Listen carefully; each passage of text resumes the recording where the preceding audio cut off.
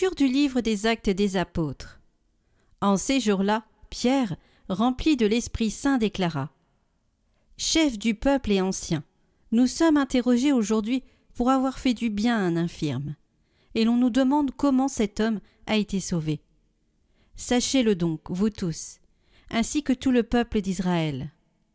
C'est par le nom de Jésus le Nazaréen, lui que vous avez crucifié, mais que Dieu a ressuscité d'entre les morts. C'est par lui que cet homme se trouve là, devant vous, bien portant. Ce Jésus est la pierre méprisée de vous, les bâtisseurs, mais devenue la pierre d'angle. En nul autre que lui, il n'y a de salut, car sous le ciel, aucun autre nom n'est donné aux hommes qui puisse nous sauver.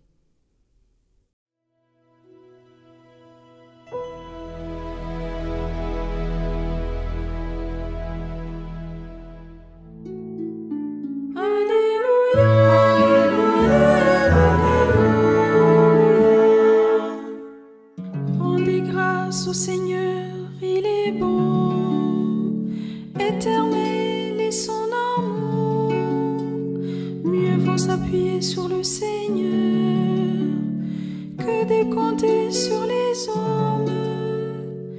Mieux vaut s'appuyer sur le Seigneur que de compter sur les puissants.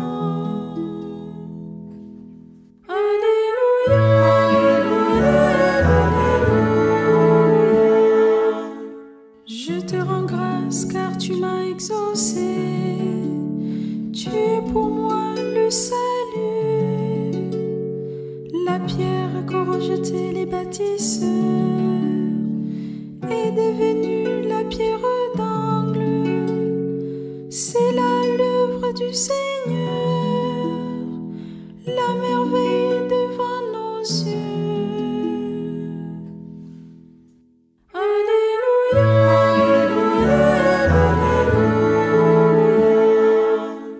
Béni soit au nom du Seigneur celui qui vient.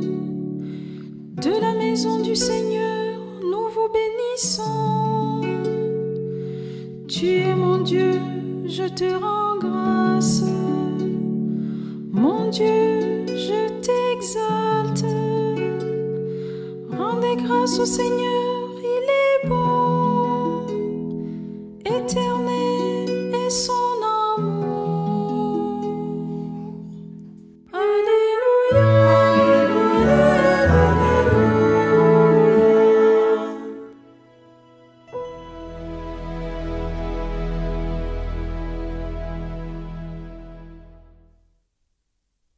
Lecture de la première lettre de Saint Jean. Bien-aimés, voyez quel grand amour nous a donné le Père pour que nous soyons appelés enfants de Dieu, et nous le sommes. Voici pourquoi le monde ne nous connaît pas, c'est qu'il n'a pas connu Dieu.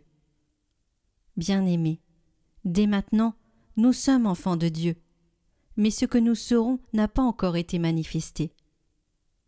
Nous le savons. Quand cela sera manifesté, nous lui serons semblables, car nous le verrons tel qu'il est.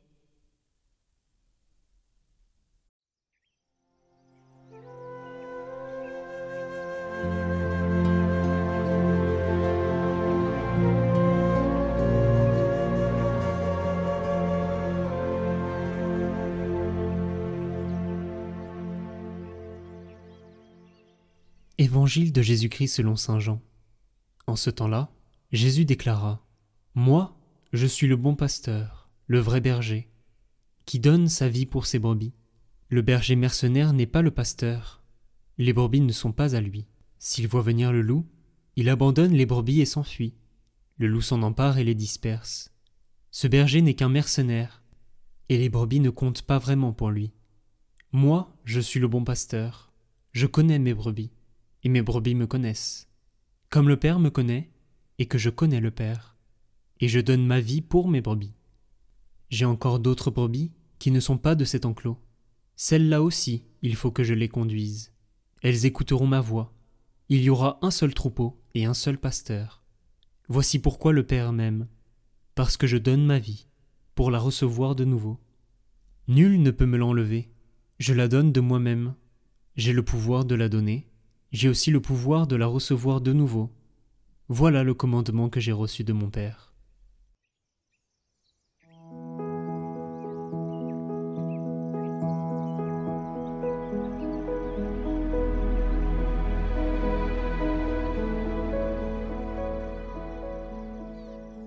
La plus ancienne représentation du Christ Jésus qui nous est restée est la fresque des catacombes de Saint-Priscille, à Rome, du début du IIIe siècle. Elle représente le Seigneur Jésus en bon pasteur. C'est la christianisation d'un modèle gréco-romain conventionnel d'Hermès portant un bélier sur ses épaules. La représentation de la divinité et du roi régnant en son nom sous les traits du bon pasteur est une figure que l'on retrouve dans toutes les civilisations anciennes, tout le Proche-Orient ancien, ainsi que dans l'Ancien Testament.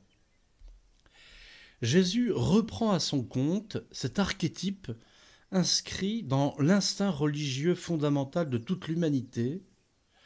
Nous avons besoin d'un but dans la vie. Pour cela, il nous faut être guidés, et quand nous sommes perdus, nous nous tournons spontanément vers Dieu.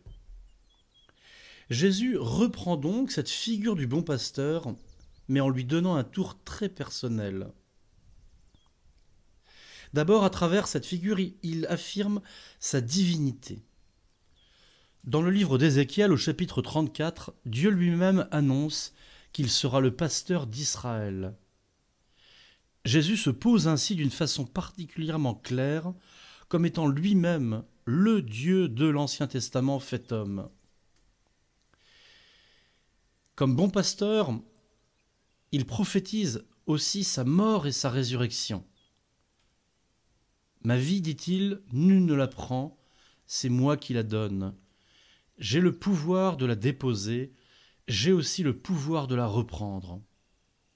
En ce temps pascal, nous entendons cette affirmation par Jésus de son pouvoir de se ressusciter lui-même, car il est Dieu. Il possède en lui un principe de vie indestructible. À travers cette image encore, Jésus exprime l'amour personnel qu'il a pour chacun de nous. Moi, je suis le bon pasteur, je connais mes brebis et mes brebis me connaissent, et je donne ma vie pour mes brebis. Jésus nous connaît chacun par notre nom, et nous reconnaissons sa voix qui nous parle au cœur, qui fait vibrer en notre âme des cordes sensibles. Par un mouvement spirituel intérieur, nous savons que c'est lui, à certains signes de reconnaissance qui ne trompent pas. À travers cette image du bon pasteur, Jésus évoque encore son Église, composée de juifs et de païens. J'ai encore d'autres brebis qui ne sont pas de cet enclos, celles-là aussi il faut que je les conduise. Il évoque même le gouvernement de l'Église par Pierre et ses successeurs. Elles écouteront ma voix, il y aura un seul troupeau et un seul pasteur. L'unité de l'Église est un de ces 4 caractères affirmés dans le « Je crois en Dieu » et le premier « Je crois en l'Église, une, sainte, catholique et apostolique ». Le même évangile de Saint Jean qui contient cette parabole du bon pasteur se termine par le partage par Jésus ressuscité de sa charge pastorale avec Saint Pierre. « Pierre, m'aimes-tu plus que ceci ?» lui demande Jésus. « Sois le pasteur de mes brebis », répète-t-il 3 fois. Et Jésus envisage aussi son ennemi par excellence, l'Antichrist, celui qui l'imite et se substitue à lui, mais pour perdre et non pour donner la vie. La figure de ce faux pasteur, ce mercenaire qui ne donne pas sa vie mais tire des avantages personnels de sa fonction, est ainsi évoquée. Le berger mercenaire n'est pas le pasteur, les brebis ne sont pas à lui. S'il voit venir le loup, il abandonne les brebis et s'enfuit. Le loup s'en empare et les disperse. Ce berger n'est qu'un mercenaire et les brebis ne comptent pas pour lui. Dans la première lecture des Actes des Apôtres, nous voyons Pierre, le bon pasteur, qui porte courageusement témoignage pour Jésus, exposant sa vie à la mort devant les mêmes autorités juives qui l'ont condamné peu de temps avant. Il s'exprime ainsi : « C'est par le nom de Jésus le Nazaréen, lui que vous avez crucifié, mais que Dieu a ressuscité d'entre les morts, c'est par lui que cet homme se trouve là, devant vous, bien portant. En nul autre que Jésus, il n'y a de salut, car sous le ciel, aucun autre nom n'est donné aux hommes qui puissent nous sauver. » Oui, Jésus est le bon pasteur, le vrai pasteur. Ceux qui se réclament de son nom sont des bons pasteurs s'ils témoignent de lui comme de l'unique sauveur. Après saint Pierre. Ceux qui se réclament de son nom en enseignant qu'il y a d'autres voies de salut que par lui sont des mercenaires au service de l'Antichrist. Car finalement, si le prédicateur dit qu'il n'y a d'autre nom que celui de Jésus qui peuvent sauver, d'autres véritables religions, d'autres moyens de se sauver, il suggère par là même que lui aussi propose sa voie de salut. Dans notre monde de relativisme généralisé, il faut autant de courage que Pierre, plus de courage que les générations précédentes pour être des témoins fidèles. Jésus seul, Dieu fait homme, est le vrai pasteur, l'unique médiateur entre Dieu et les hommes. Seul le culte accompli en lui est agréable au Père. Chers amis de Catoglade, désirons que tous les hommes entrent dans son enclos, même ceux qui n'y sont pas encore, qu'ils se laissent guider par Jésus, car c'est la condition nécessaire pour qu'ils soient sauvés. Clarifions notre foi pour que notre parole soit convaincante. Jésus est le vrai pasteur, lui seul.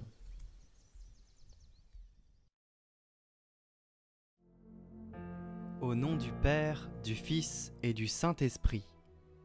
Amen.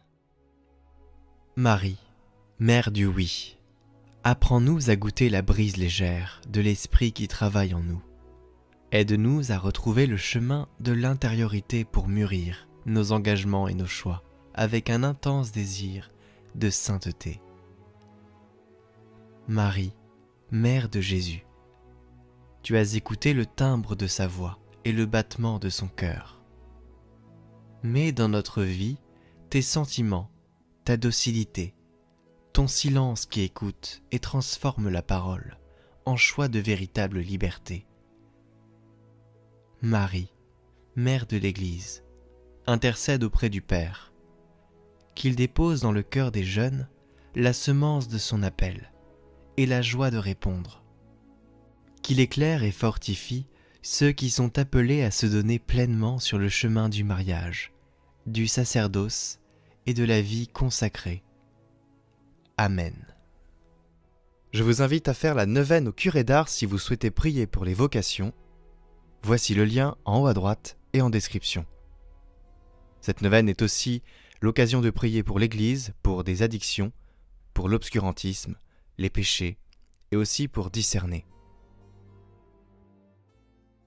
Prions pour toutes les intentions déposées en commentaire cette semaine. Notre Père, qui es aux cieux, que ton nom soit sanctifié, que ton règne vienne, que ta volonté soit faite sur la terre comme au ciel. Donne-nous aujourd'hui notre pain de ce jour. Pardonne-nous nos offenses, comme nous pardonnons aussi à ceux qui nous ont offensés. Et ne nous laisse pas entrer en tentation, mais délivre-nous du mal. Amen. Je vous salue Marie, pleine de grâce. Le Seigneur est avec vous. Vous êtes bénie entre toutes les femmes, et Jésus, le fruit de vos entrailles, est béni. Sainte Marie, Mère de Dieu, priez pour nous pauvres pécheurs, maintenant et à l'heure de notre mort. Amen.